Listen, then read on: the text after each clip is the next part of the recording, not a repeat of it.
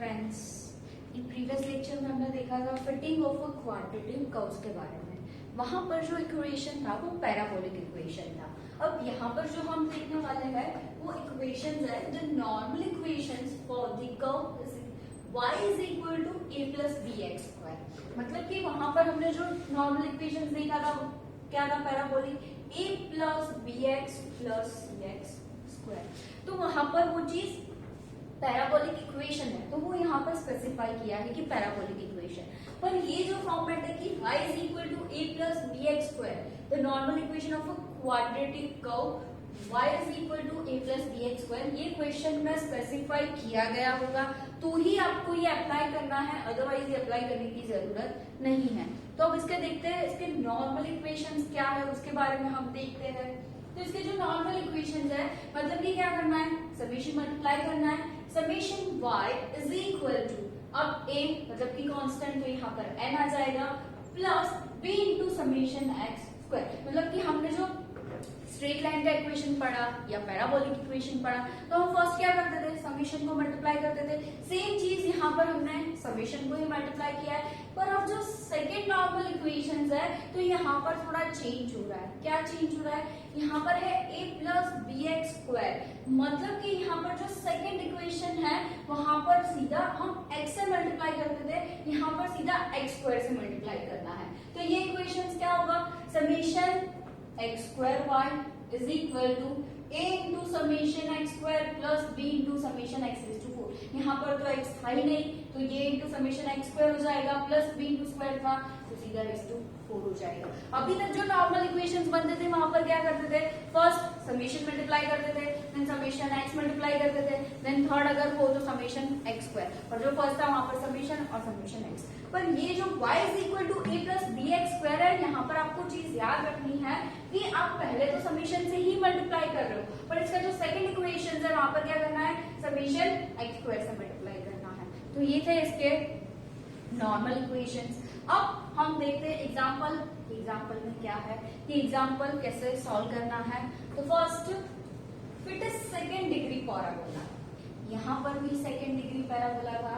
Last equation जो हमने example last lecture में देखा था वहां पर भी हमने देखा था कि वहां पर भी सेकेंड डिग्री पैराबोला था, बट सेकेंड डिग्री पैराबोला यहाँ पर इक्वेशन स्पेसिफाइड है y is equal to a plus b x square. वहां पर सिर्फ second degree parabola fit least square method से आपको उसको सॉल्व करना था, तो वहां पर कुछ स्पेसिफाई नहीं किया जाता है तो आपको क्या करना है, वहां पर पैराबोलिक इक्वेशन अप्लाई कर देना है। पर अगर स्पेसिफाई कुछ किया है तो आपको वही मेथड से उसको सॉल्व करना है।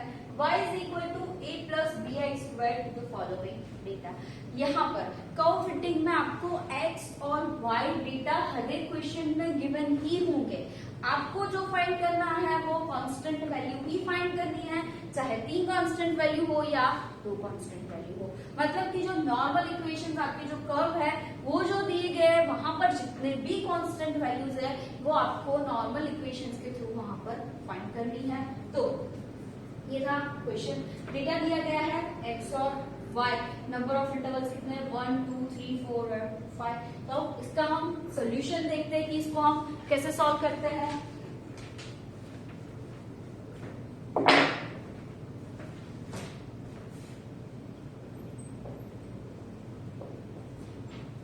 Let the curve to be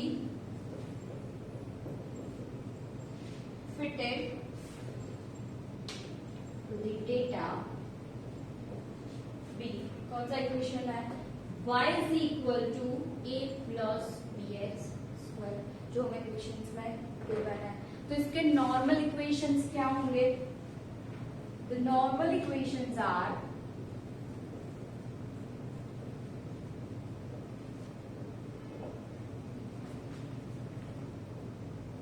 equation यहाँ पर गिवन है और आप इजीली इसको याद भी रख सकते हो कि समेशन पहले मल्टीप्लाई करना है सेकेंड टाइम एक्स स्क्वायर, तो summation y is equal to, यहाँ पर भी स्पेसिफाई है, n a plus b into summation x square plus b into summation x square.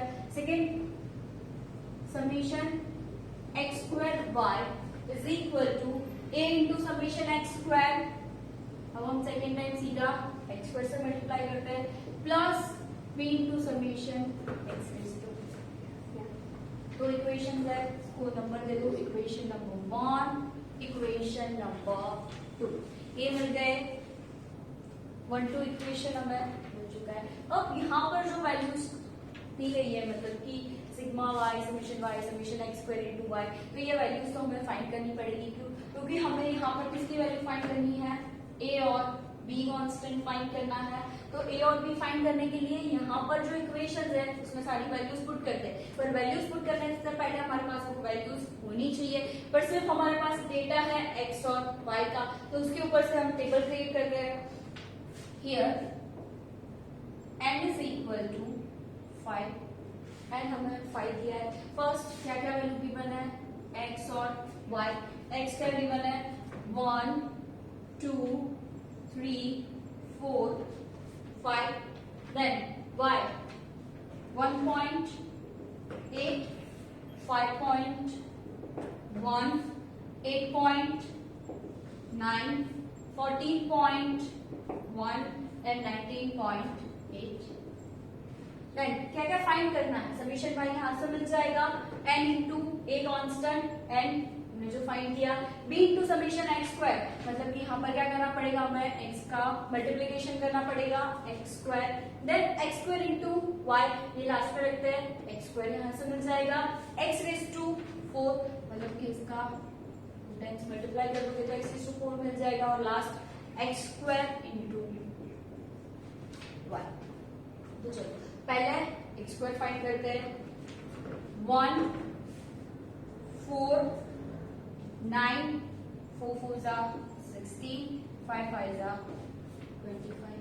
अब एक्स स्क्वायर, अब क्या एक्स रेज़ टू 4, इसको इसी के साथ मल्टीप्लाई कर देते हैं, एक्स रेज़ टू 4 मिल जाएगा, 1 4 4 जा 16 9 9 जा 81, 16 मल्टीप्लाई 16 256, 25 मल्टीप्लाई 25 625। अब लास्ट वैल्यू हमें फाइंड करनी है एक्स स्क्वायर इंटू वाई, मतलब कि दोनों का मल्टीप्लिकेशन करना है, 1.8 into 1 it's 1.8, 5.1 into 4 20.4, 8.9 into 9 80.1, 14.1 into 16 225.6, last 19.8 multiplied 25 495। ये हमने सारा मल्टीप्लिकेशन फाइंड कर दिया। अब सबका समीशन फाइंड करते हैं, समीशन एक्स मिल रहा है 50। एक्चुअली समीशन एक्स वैसे फाइंड करने की जरूरत नहीं है, क्योंकि यहाँ पर कहीं पर भी आपको समीशन एक्स की वैल्यू की जरूरत नहीं है। आप इसका एडिशन नहीं करोगे भी तो भी चलेगा, और करोगे तो भी प्रॉब्लम नहीं। देन समीशन वाई जो है उसका टोटल मिल रहा है 49.7। देन समीशन एक्स स्क्वायर ये मिल रहा है 55, summation x raise to 4 979, and last summation x square into y 822.9।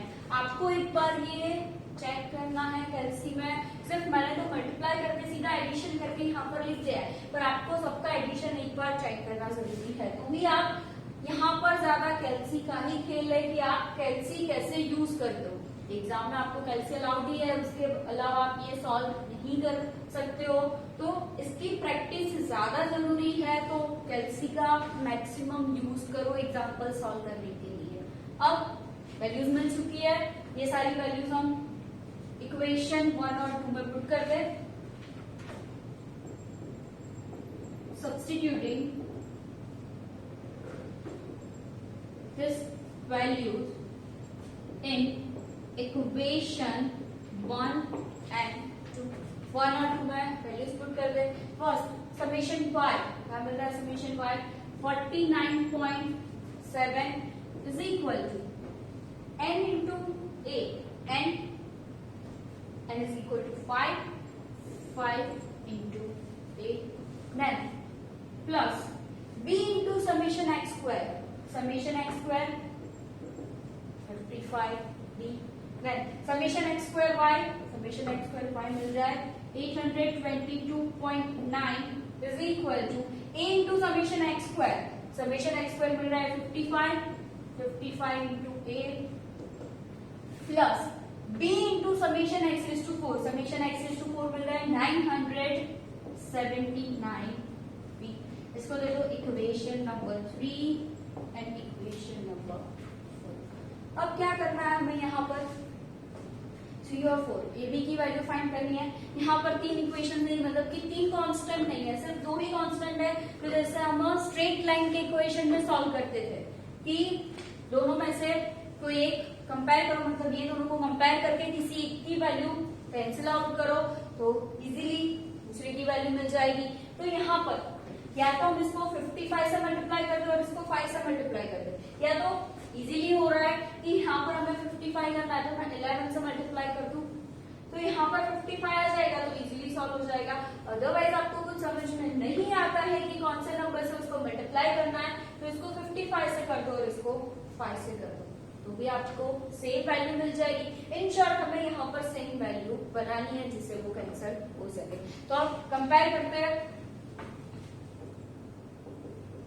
Compare equation 3 and 4। 3 और 4 को कंपेयर करते हैं तो उसके लिए हमें इक्वेशन 3 को किससे मल्टीप्लाई करना पड़ेगा 11 से, मल्टीप्लाइंग इक्वेशन 3 बाय 11 से इक्वेशन नंबर 3 को हम मल्टीप्लाई करते हैं तो 49.7 multiply 11 546.7, 11 multiply 5 55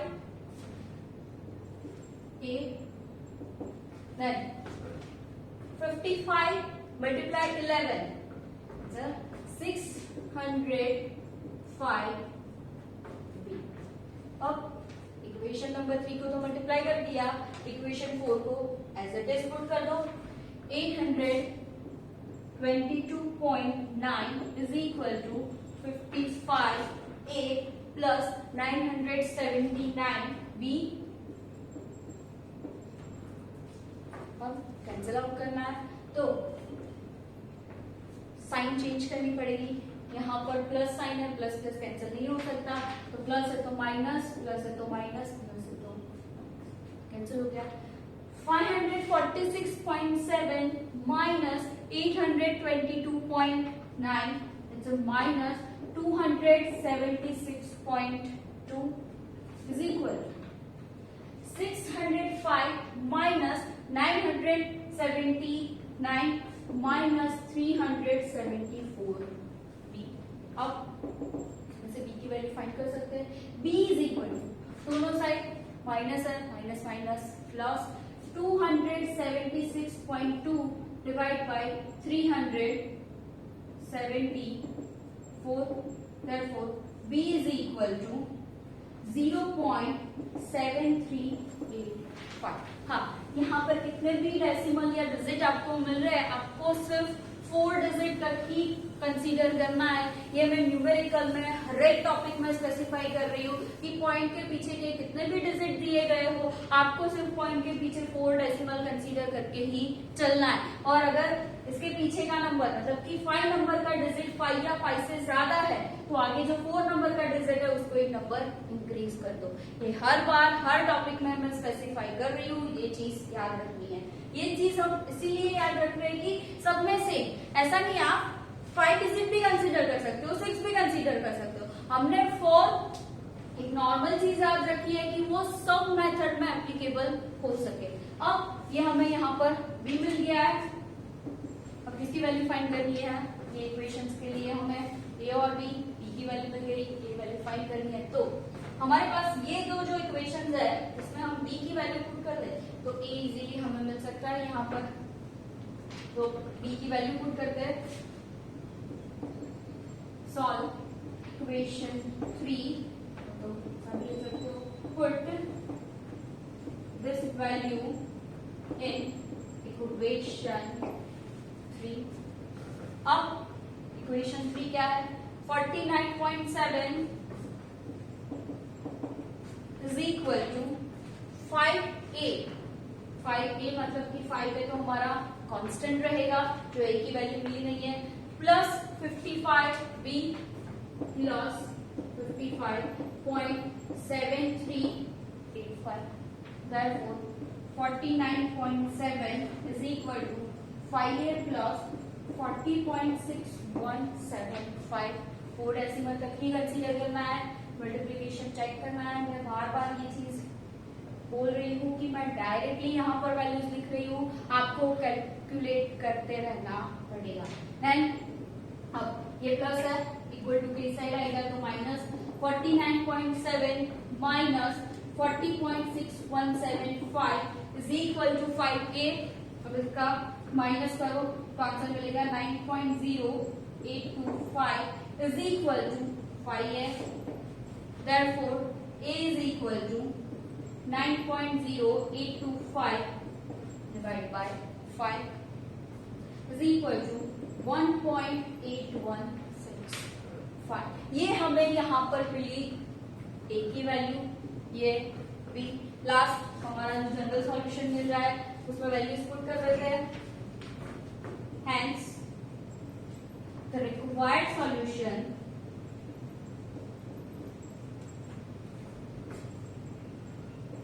required equation of the curve is y is equal to a. क्या मिल रहा है? a हमें 1.8165 प्लस bx स्क्वायर, b की वैल्यू मिल रही है 0.7385 इंटू एक्स स्क्वायर. तो ये जो हमें वैल्यू मिली रिक्वायर्ड सॉल्यूशन, जो मैं फाइंड करने के लिए बोला था,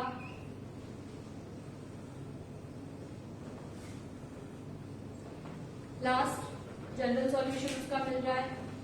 दूसरी चीज, यहाँ पर ये स्पेसिफाई किया गया हो तो ही ये मेथड अप्लाई करनी है. सेकेंड डिग्री पैराबोला छोड़ दिया हो, वहां से ही इक्वेशन की सेकेंड डिग्री पैराबोला फाइंड करना है, तो उसके लिए आपको y is equal to a plus b x plus c x square वाला इक्वेशन ही अप्लाई करना है. ये इक्वेशन तभी अप्लाई करना है जब आपको क्वेश्चन में स्पेसिफाई किया गया हो. इजी है, इसके नॉर्मल इक्वेशन से याद रखना है. बाकी आप कर्व फिटिंग में देख रहे हो, उसके नॉर्मल इक्वेशन है, उसमें जो वैल्यू फाइंड करनी है उसके लिए हम टेबल क्रिएट करते हैं. टेबल बना के उसमें वैल्यूज पुट करो. अब जो दो नॉर्मल इक्वेशंस या 3 इक्वेशंस मिल रही है उसको सॉल्व करना है.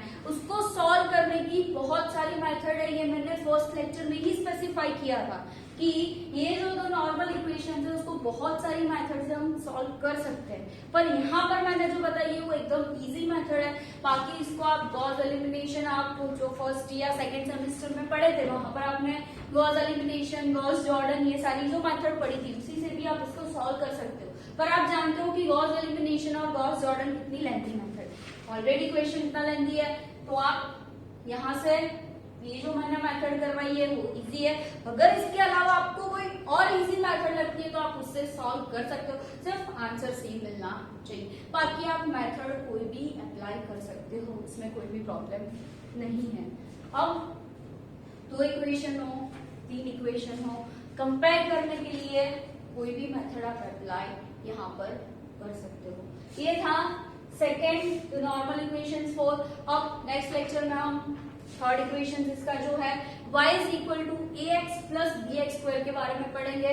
सेम नॉर्मल इक्वेशन याद रखो, टेबल क्रिएट करो, वैल्यूज कंपेयर. इसके अलावा कर्व फिटिंग में और कोई भी मेथड, मतलब कि और कोई मेथड नहीं है कि आप उसको सॉल्व कर सकते हो. आपने स्ट्रेट लाइन के इक्वेशन देखे, पैराबोला के जो 3 नॉर्मल इक्वेशन वाले देखे, या सेकेंड डिग्री पैराबोला में y is equal to a plus b x square लिखा. मेथड आपने देखा होगा कि सब में सेम ही है, सिर्फ आप कैलकुलेट कैसे करते हो वो बहुत जरूरी है. तो कैलसी का मैक्सिमम यूज करो और मेथड को अच्छे से सॉल्व करो. आई होप आप लोगों को ये समझ में आया होगा. Thank you so much. Have a nice day.